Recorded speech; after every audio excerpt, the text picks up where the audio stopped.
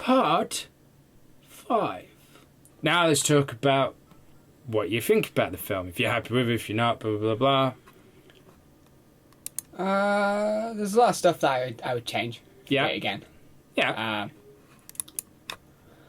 I'm not massively unhappy about it compared to some of the I don't like any of our films. Like me and Sam have this discussion a lot because I pretty much do all of the post production with the exception of Michelle Rodrigo occasionally doing like the odd day on something. Yeah, when she's not in Mexico. Yeah, so like because I spend so much fucking time looking at errors, when we get to the final film, Sam's like, oh, it's like, well, this bit's wrong, I can't see it. It's like, yeah, but look who's wrong. I can't see the mistake. Where's the mistake? It's fucking wrong. Yeah. I fucked out, right? I have absolutely fucked out because we didn't talk about the edit. We're going to talk about the edit. Welcome back! So the fucking editing side of things. Yeah. So I was supposed to be keyframing in Fire Effects. Yeah. Originally we built our own Fire Effect using After Effects. Realised we couldn't really do a 3D model, and then there was the Triune. Is it Triune? It's Triune Films, Film Riot. Yeah, Film Riot, who like Film Riot, amazing. We owe them so much. There was so much stuff that we've done because Film Riot showed it could be done. Of our £8,000 of debt from university, I'd say about 6,000 of that should probably be owned to Film Riot. to Film Riot, Yeah. and the rest is just rental fees for equipment. Film Riot, Ryan Connolly, like you know. I think we credit them in the credits of our feature film, which will see the light of day on YouTube at some point. But so the Fire Effect we built, it wasn't bad. I might have put a clip in already. The hand one worked really well. The one where Izzy needs to be on fire did not work. No. So we got these Triune Fire Effects, which are really good fire assets, really work. The Izzy, take over Peggle if you want. The Izzy being on fire was actually supposed to be much less. It was like going to be her hands around her head, and then her body was going to glow type thing, a bit like Human Torch style.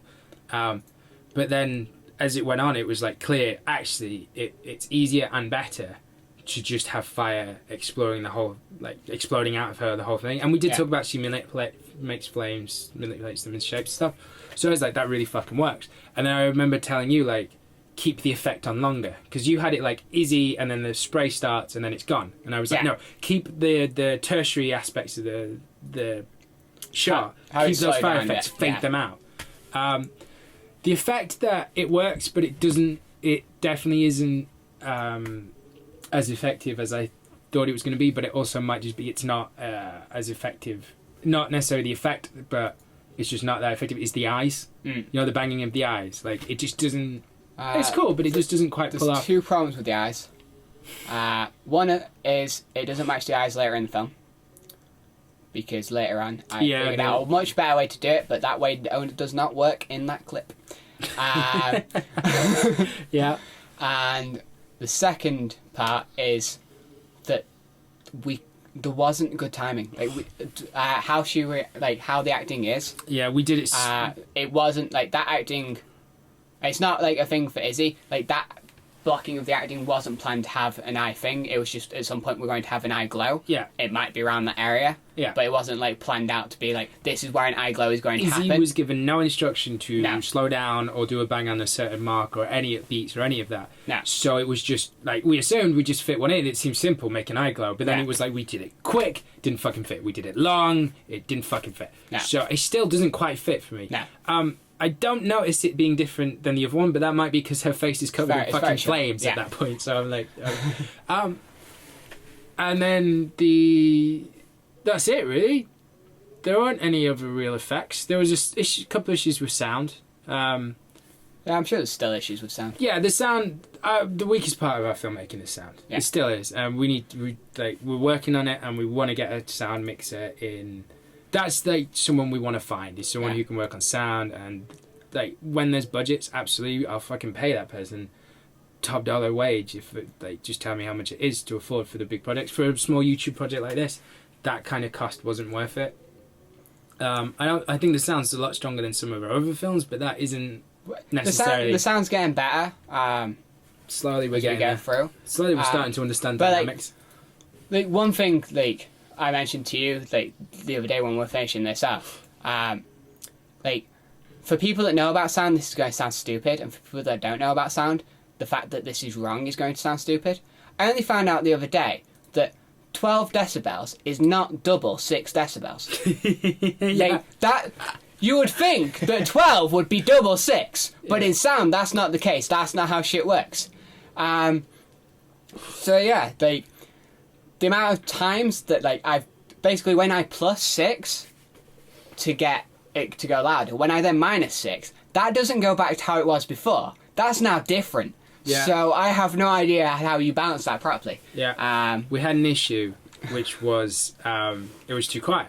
Yeah. Like it was loud, but then with the effects and everything else we put on, it was just too quiet. And it was like the intro sounded loud and fine until a character was loud, which was actually Danny stood up, ignokinesis, and after that, everything sounded too fucking quiet. Yeah. So we like looked at making it louder using decibels, and you'd put like +1. And it would go massively different, and it would be, we were fine in the end. Like it worked, but yeah, there was a bit, like you saying you always see the flaw.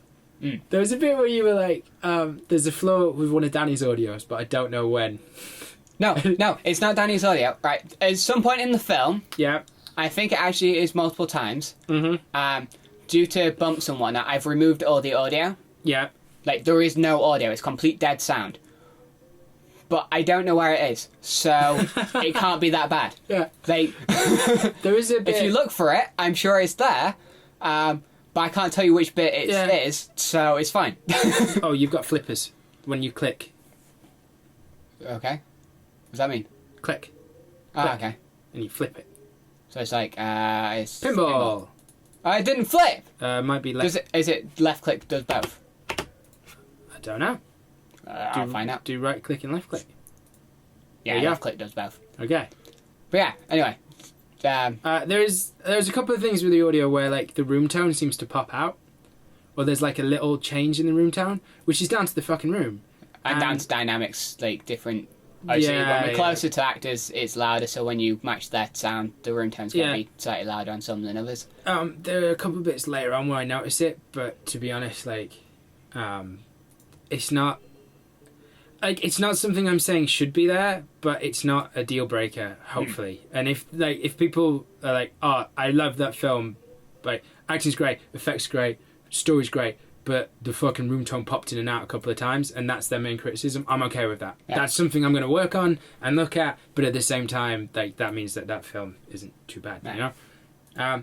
Looking at the film as a whole, it is it's 8 minutes, the film. Yeah. And the script was 9 pages. Yeah. So it's roughly to time. Roughly. Because we never properly time our scripts. Well, if you go by that, like, if there's bits where I've cut it and I've retimed it, how the actors played it, it'd be about 9 minutes. It'd be 9 to 10 minutes. Well, there you go, then. That was one of our better timed things. I feel it's a bit slow at the beginning. I probably could have shredded some of the dialogue down, but I do really love the way it was delivered and performed, and it gets going longer, but I do like that it has a build, and I feel like it does build to somewhere and then there's a payoff. Hopefully there's some humour in it. I don't think it's an out-and-out funny film, but someone gets covered in foam at the end. So, there's always a joy. Things I learned from this, rehearsals. You got to get those fucking rehearsals in, man. Get your actors in and get them rehearsed, because they'll find different shit in that script. And get them rehearsing at the location if you can as well. I understand not every film we make is going to be that. You're not going to be able to. You're just not. But that was some of the best acting, kind of, or easiest, like, get them in, they're doing what they can type thing. And there's other actors I've worked with in other stuff, and I'm like, if I had given them rehearsals, I'm sure they could have done like a stronger job or a better job, or would have just found it easier. Does that make sense? Yeah. Which is also the expenses of bringing people in, etc. But it's definitely something, which is something we're doing going forward. So that's awesome. I really like the fire effects. Really, really like it. And it's the little bits like the glow and the little as like how wrist goes off and stuff. Really, really proud of that bit. Really proud of Izzy and Danny for what they did a fucking great job. And I had a moment where I got to feel like a director. So, all in all, I actually think it was a bit of a success. I'm not saying it's the best film I've ever made or any of that shit, but I think it shows an improvement in our work. You compare that to some of our earlier stuff, I definitely think it's the step in the right direction that you want to be seeing. Huh? Yeah. That's I it, learned right. that I should rip your scripts apart when you send them to me and write loads of notes all over them, and then we end up with a better script. Because it's much easier for me to do that than it is to try to explain why I don't like something. Well, that's what we did. It wasn't actually Pyrobelle, it was Mistake was actually the first one. It's called the green font treatment, we call it now. Because I said, when I've done a draft, I send Tom a draft. And when it's like, there needs to be big story structure changes, then we discuss it. And we talk about, we bounce ideas off each other, and often we end up with a stronger idea because of it. But when it's lines and things, like, very often it will be, right, Tom, I'm just writing fucking everything. I'm putting everything that I want to say with a line or everything in. You go back and green font it, I call it now. It's called green fonting. And I get a return copy with green font, with lines changed. Basically, every line changed. Because Sam writes... my first drafts. With Sam's direct, like, not even just with your first drafts, like, because of your, like, what your directing style is, if we're going to, like, keep you, like, calling you a director sort of thing, as we have been throughout. My right? directing style. Your style is, you style. write, like, your lines are designed to be loose. Yeah. And for the actor to sort of take them on. Whereas, when I'm trying to block stuff out, my style is to write exactly what I think they should fucking say, and they should not change anything. So I write exactly what they should say after you've written what you want them to say, and then we go back and go, that's not exactly what I wanted them to say. Okay, change that. And we fix it that way. Yeah, we move it that way. And sometimes I have key lines, but very often, like, my view on it is, like, I've always seen film as collaborative. You can't get where you act to your actor's an amazing resource. And I love giving actors, like, I tell the actors, I always tell them, like, it's your character now, you do the fucking work. If you think your character should do X or Y or Z, I'm there with you, just explain it to me. And if you can explain it to me, then boom, it's yours. It's your character. Do you know what I mean? Yeah. Which, with rehearsals, definitely enhances that element of it. But, like, Pyrobelle, Izzy made Joy Turner, Pyrobelle, her character. Yeah. Danny was probably Dr. G straight away, to be honest. Like, she seemed to get that character like that. Which, what's funny with Danny, she said, like, oh, I don't normally play characters like that. Normally I get, like, the ex-girlfriend or a prostitute. Yeah. A lady of negotiable in fact, it affection. seems to be the case for a lot of female, like, actresses Yeah, and we've worked with. Like, they all seem to go, oh yeah, normally I just get prostitutes. Really? Prostitutes or victims seem to be, and occasionally zombies. Yeah. And that's it, which is weird, because, you know, actors can do so much more. Yeah. Especially Danny and Izzy. They're pretty good. Yeah, so overall, I enjoyed making this one. I actually did.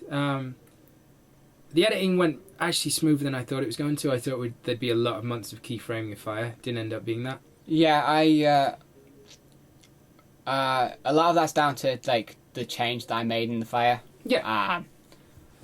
How it was originally going to be done, for people that have actually sat and watched this film before this thing, is kind of, Sam, you wanted it like... Human Torch was the Human kind of Torch. thing I was seeing. And as I said to him at the time, we could do that, but that's going to take months and months and months. Yeah, and I was like, fine. Like, we will film it, you do the initial effect, give me a fucking tutorial, I will keyframe it in my own time on my little editing Mac that I edit on. Like, I was fine with that. So, because you keyframe lightsabers in the feature film, which will eventually make us onto YouTube, and that was like 6 months.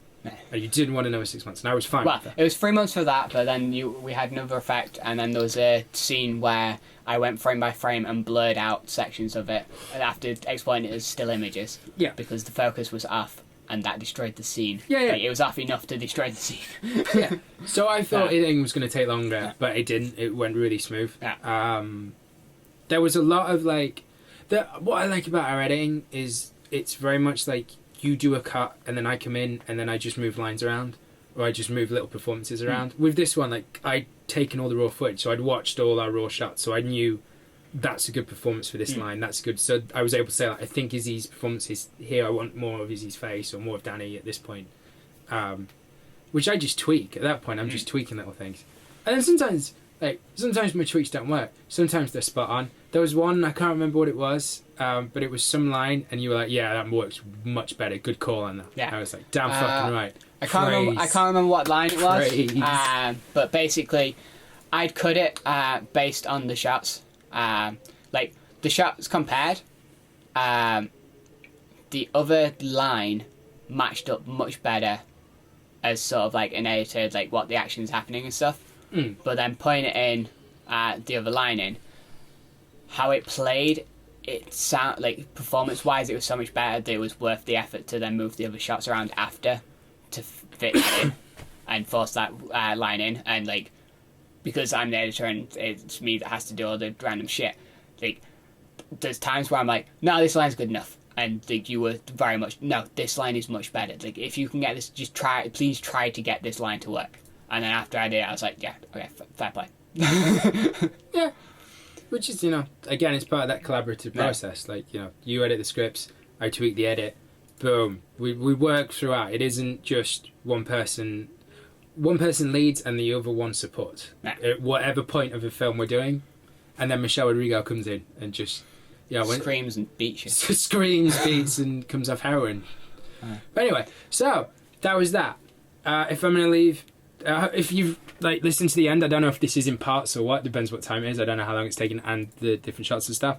Then I'm going to give one piece of advice to anyone who wants to make a film a bit like that. If you're going to have an actor sprayed with foam, make sure they bring changes of clothes and a towel. Poor Izzy. Piece of advice I would give, but it's mainly just based on how I pictured the film. So if you want to remake our film, you should do it, right? But have them move about more and not just be sat down. Yeah. I don't actually know if that will make it better, but that's how I pictured it. So yeah, we cut out some of the movement. We did have them move over to get the facts and stuff, but it was very much people sat down. It was not supposed to be a complex. In my head, I did not see a complex thing blocked out. I just saw two people. No.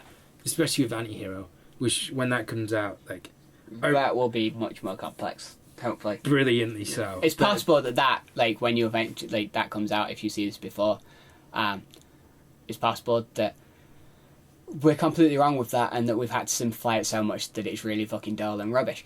But who knows?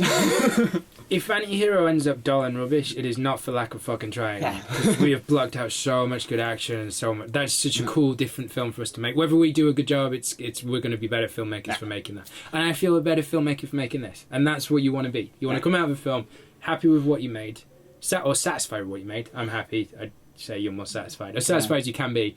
Tom saying I don't hate it is Tom's equivalent of it's okay. That's Tom. I'm never going to watch it, but you've watched it like a billion times. Exactly. I'm never going to watch it on YouTube. It's the problem with editing. We should watch it once to give us a view.